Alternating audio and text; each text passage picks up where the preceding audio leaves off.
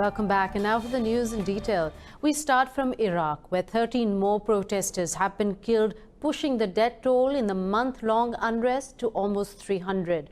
Prime Minister Adil Abdul Mahdi remains defiant as violent protests demanding his resignation spread across the country.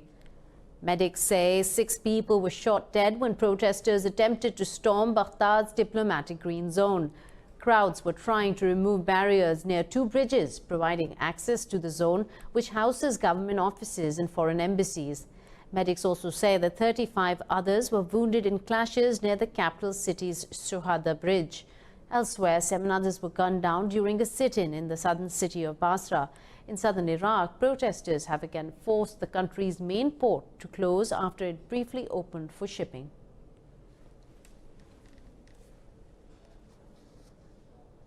In Iran, 5 people have been killed and 120 injured after a 5.9 magnitude earthquake struck northwestern region of the country.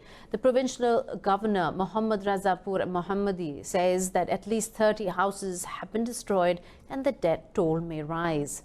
Provincial officials say rescue operations are underway. The U.S. Geological Survey says the 10-kilometer deep tremor centered 60 kilometers from the town of Hasdrud in East Azerbaijan province. It said the shallow depth amplified the impact. There have been several aftershocks reported since the main tremor.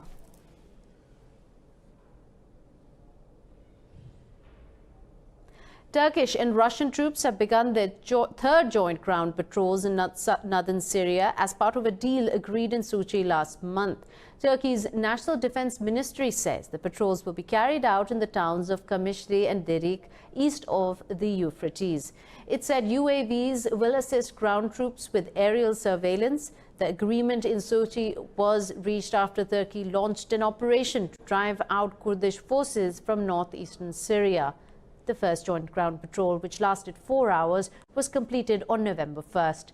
East of the border town of Ras Al Ain on November 5th, the 2 countries conducted a second joint patrol east of Ain Al Arab and west of Tel Abyad districts.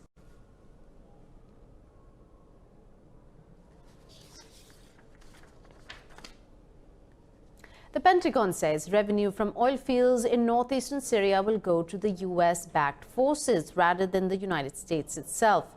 Pentagon spokesman Jonathan Hoffman says the money will go to the Kurdish-led Syrian Democratic Forces. Hoffman says the United States expects Turkey to hold any forces accountable if they commit war crimes in northeast Syria. He added the U.S. will continue to support SDF fighters in the fight against ISIS. The SDF are our partners, and we are still working with them in our fight against ISIS, and we're still going to provide them with the support and ability to be able to continue that fight against ISIS. A U.S.-led naval coalition has officially begun operations to protect shipping in the Gulf. Australia and Britain are the main Western countries that agreed to escort Gulf shipping. The commander of U.S. naval forces in the Middle East, Vice Admiral Jim Malloy, said the alliance will operate as long as naval routes are deemed unsafe. He said Operation Sentinel is a defensive measure to protect Gulf waters. While Sentinel's operational design is threat-based, it does not threaten. We employ capable warships on patrol, but there is no offensive line of effort in this construct, other than a commitment to defend each other if attacked.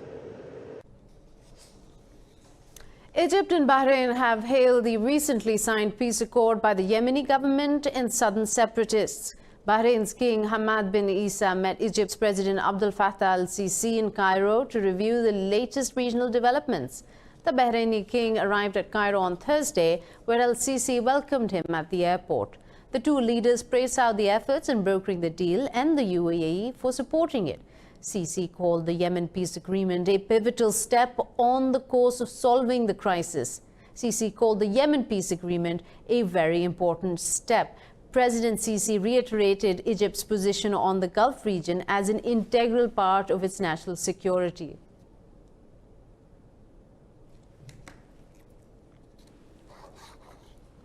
The UN General Assembly has passed a resolution calling on the US to end its 60-year-old blockade of Cuba. 187 member states voted against Washington's economic, commercial and financial embargoes on the island.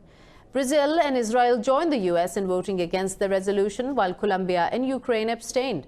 The motion has passed for a 28th straight year. Cuba's Foreign Minister Bruno Rodriguez Pereira has called the blockade an act of genocide. Palestine's envoy said the impact of the U.S. blockade amounts to $4 billion a year. The Caribbean community says the embargo is an aberration in the era of global cooperation. The sanctions regime is rooted in the Cold War, when Fidel Castro and his revolutionaries seized power.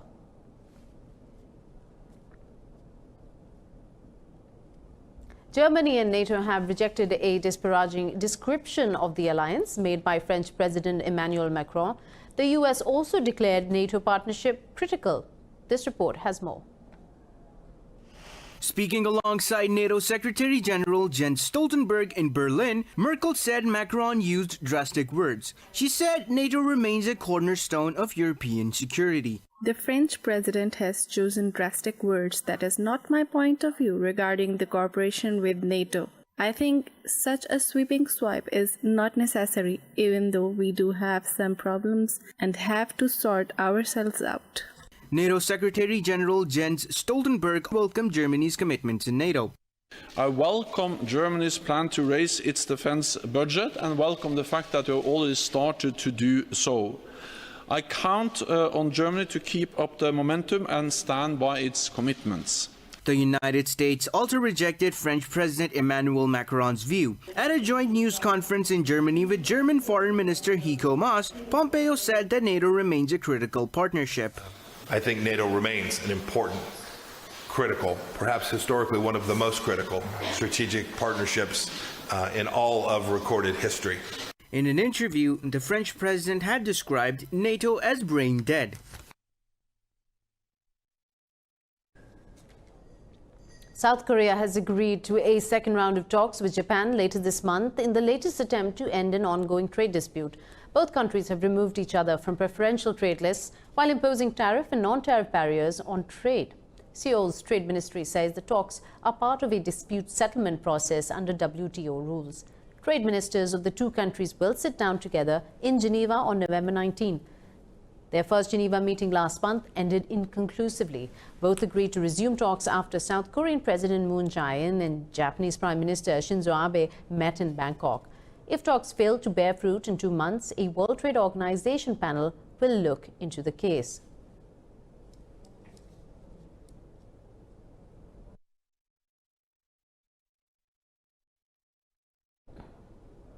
A delegation of parliamentarians from ASEAN have expressed concern over the human rights situation in occupied Kashmir.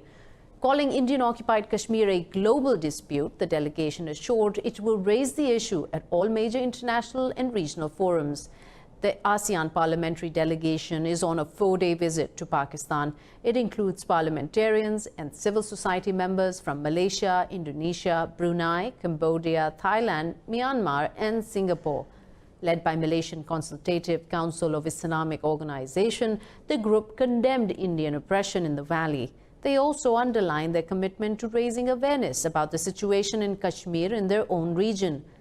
Earlier, they met Azad Jammu and Kashmir President Sardar Masood Khan.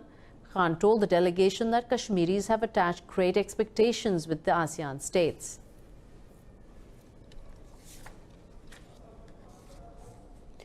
The opening of the Kartarpur corridor is a dream come true for India's Sikh community, who will finally be able to visit their holy lands after decades.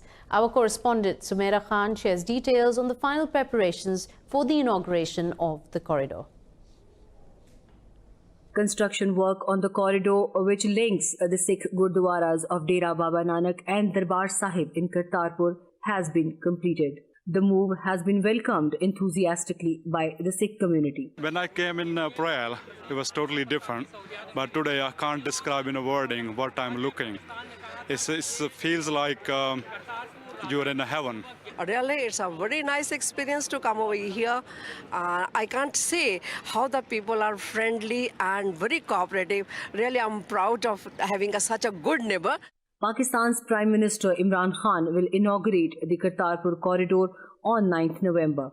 Former Indian cricket star and lawmaker Navjot Singh Sidhu is also invited to the ceremony.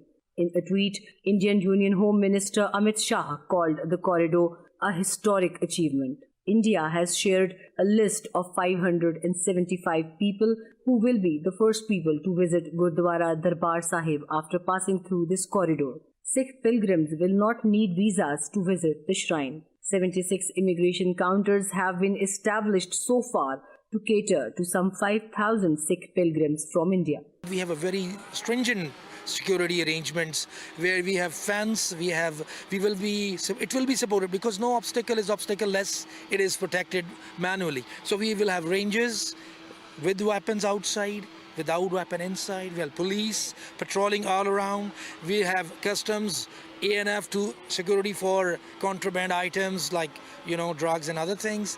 Pakistan has already started working on the second phase of the project, making Darbar Kartarpur Sahib the biggest Gurdwara in the world with a total area of 800 acres. With the arrival of two formal Sangats from New Delhi, India, Pakistan is all set to open doors of Gurdwara Kartarpur Sahib corridor for the entire Sikh community and all Guru Nanak Naam Levas across the world.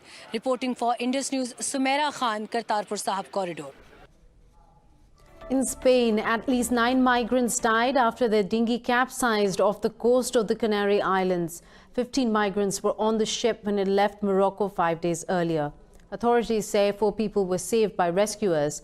They say 9 bodies were recovered and search efforts are going on for 2 more missing people. Spain is one of the main European destinations for migrants attempting the dangerous journey to Europe. But the number of people illegally entering Spain has dropped compared to 2018. Spain's Interior Ministry says 27,000 migrants have entered Spain illegally this year by sea and land. In comparison, over 53,000 entered Spain at the same time last year, a 49% decline.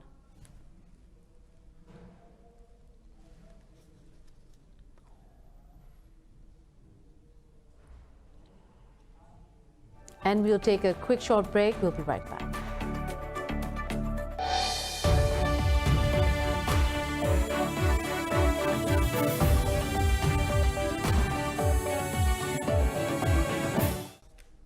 Welcome back.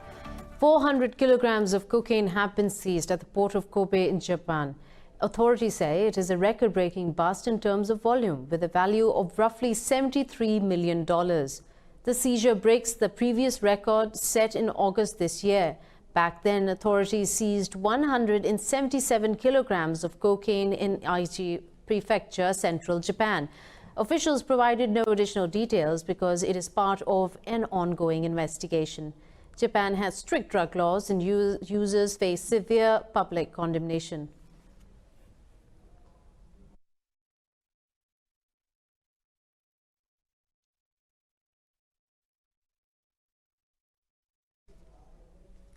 US pharma giant Johnson & Johnson has filed 2 applications for European approval of its experimental vaccine against the Ebola virus. The company's plea was filed less than a month after regulators approved Merck's vaccine. In a statement, Johnson & Johnson said it submitted applications to the European Medicines Agency. It said the vaccine targets the Zaire strain of the Ebola virus, which causes most outbreaks of the deadly disease.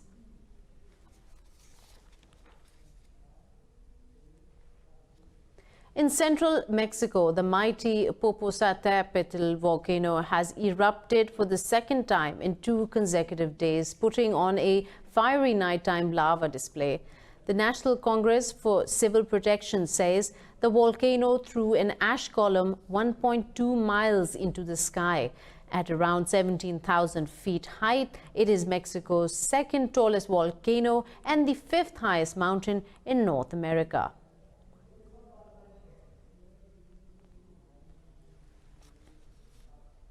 In Sweden, a wildlife photographer has begun collecting human fingernails to replace rhino horn used in medicine. He hopes this will end the poaching of endangered animals. This report has more. The use of wildlife products in traditional medicines has long been a threat to endangered African and Asian wildlife. Rhinos have been hunted for over 2,000 years for their horns, which people claim can cure everything from hangovers to cancer. Swedish wildlife photographer John Persson is attempting to stop the practice. You know, the rhino horn consists of the exact same material as our own fingernails. And that's why we're doing this. We're asking people to donate their nails, and we're going to make a medicine of this. To raise awareness, Persson intends to make his own medicine from human fingernail clippings collected from a nail salon in Stockholm. On the black market, 1 gram of keratin sells for $133 and a full rhino horn costs $300,000. Even so, there is not a lot of scientific evidence of any medical properties. We need to create a debate in the world. We need to spread awareness about what's going on, because these rhinos, they're killed for nothing. It's a meaningless extinction. Persson says he already has thousands of dollars worth of keratin.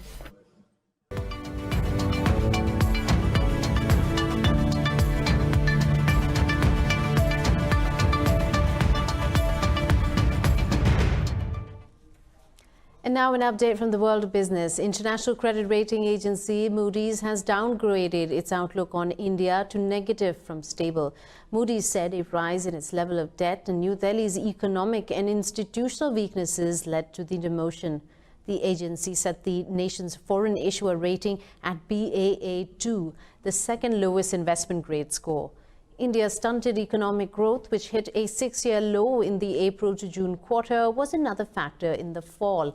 Moodys said New Delhi has failed to close its budget deficit and the ongoing crisis in the financial sector is undermining investment.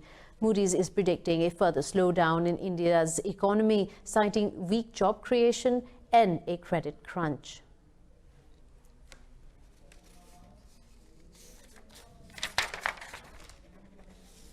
Chinese exports and imports have declined in October as Beijing tries to reach a partial trade deal with Washington. The country's customs data reveals its imports fell for the 6th consecutive month, while exports dropped for the 3rd straight month. It shows Beijing's exports dipped nearly 1%, while imports plunged close to 6.5%. Global financial forecast predicted a decline of nearly 4% in exports and around 9% in imports for October. But customs data showed a marked improvement in Chinese exports to the U.S. as compared to last month. A probable deal may improve the situation further with an expected $156 billion waiver of tariffs on the country's exports.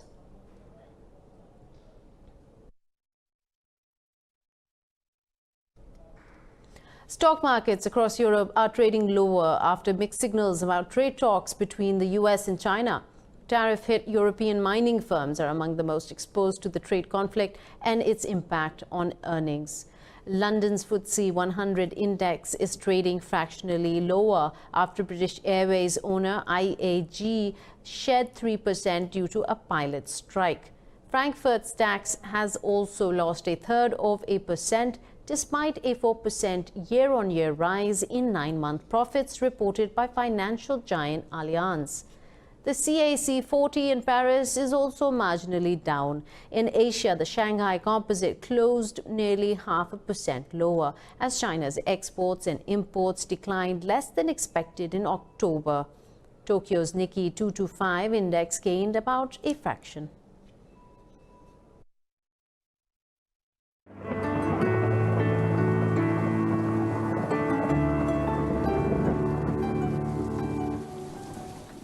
And now let's take a look at what the weather is around the world.